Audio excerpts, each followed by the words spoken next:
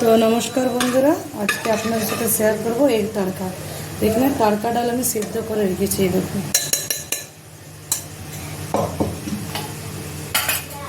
तो एग तड़का बनावर जो एक कड़ाई नहीं कड़ाईते दिए दीची सादा तेल।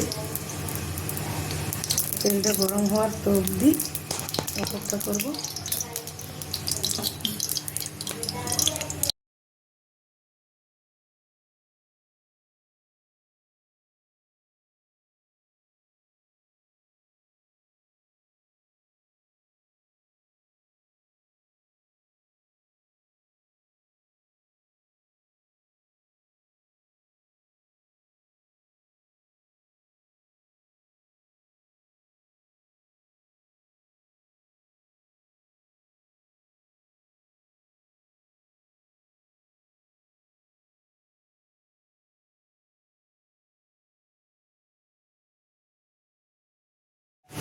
এখানে আমি 3টা ডিম ভেঙে দিয়ে দিচ্ছি।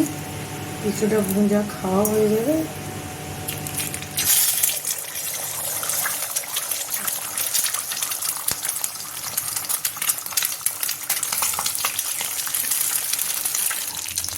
এখানে একটু গোলকি গুঁড়ো দিয়ে দিচ্ছি, একটু নুন দিয়ে দিচ্ছি।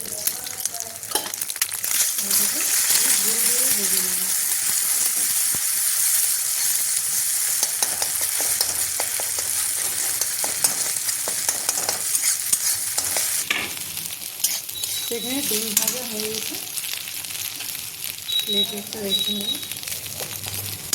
ভাজা হয়ে গেছে ডিমগুলো।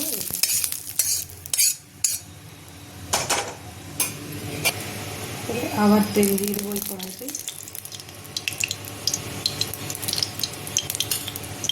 আমি রান্নাটা রিফাইন তেলেই করছি, সাদা তেলে আপনারা চাইলে সরষের তেলও করতে পারেন। তো এখানে রসুন কেটে রেখেছি দিয়ে দেবো। রসুন কাঁচা লঙ্কা দিয়ে দিলাম। রসুনটা হালকা ভাজা হয়ে গেছে, আমি পেঁয়াজ কেটে রেখেছি দিয়ে দিচ্ছি। পেঁয়াজটা যখন হালকা ভাজা হবে টমেটো দিয়ে দেবো।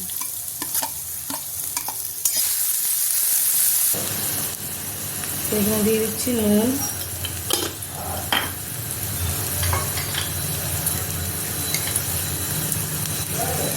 দিয়ে দিচ্ছি হলুদ গুঁড়ো। বাস এই তড়কাতেই দুটো মশলা লাগে। তড়কার তো একটা নিজস্ব মশলা থাকে, তড়কার প্যাকেটে, সেটা দিয়ে দেবো। পেঁয়াজও ভাজা হয়ে গেছে, দেখুন দিয়ে দিচ্ছি কেটে রাখা টমেটো।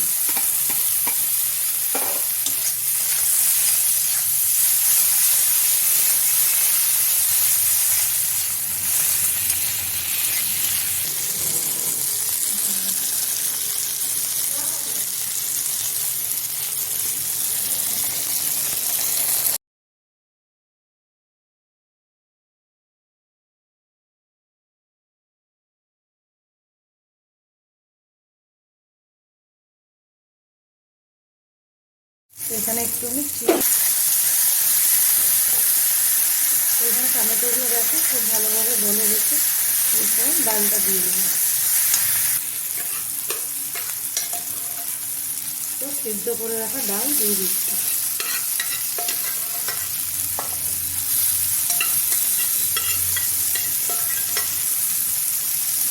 এই কুকার ধুয়ে একটু জল দিয়ে দেবো।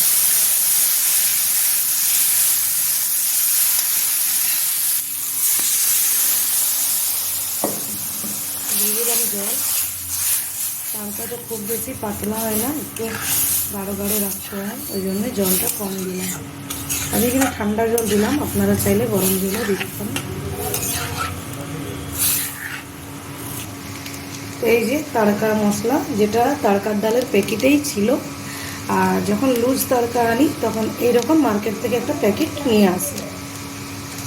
আজকে যেটা আমার প্যাকেটে ছিল আমি সেটাই ব্যবহার করবো। এতে কস্তুরি মেথিও দেওয়া থাকে।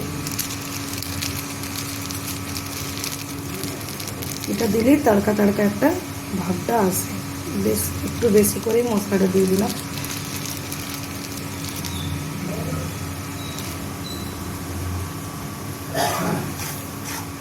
ডাল ভালোভাবে ফুটে গেলেই আমার তড়কা ডাল পুরো রেডি হয়ে যাবে।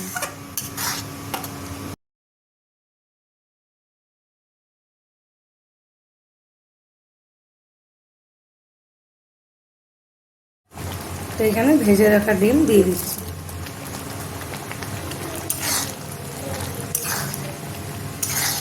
তো এই যে পুরো এগ তড়কা আমার হয়ে গেছে। দেখুন কি সুন্দর হয়েছে, আপনাদেরকে আমি হাতাতে নিয়ে দেখাচ্ছি। এরকমভাবে আপনারাও বানাবেন, ট্রাই করবেন বাড়িতে। কেমন লাগলো কমেন্ট করে ভালো থাকবেন, সুস্থ থাকবেন, বাই বাই। আর আমার রেসিপি যদি ভালো লাগে তো লাইক সাবস্ক্রাইব নিশ্চয়ই করবেন।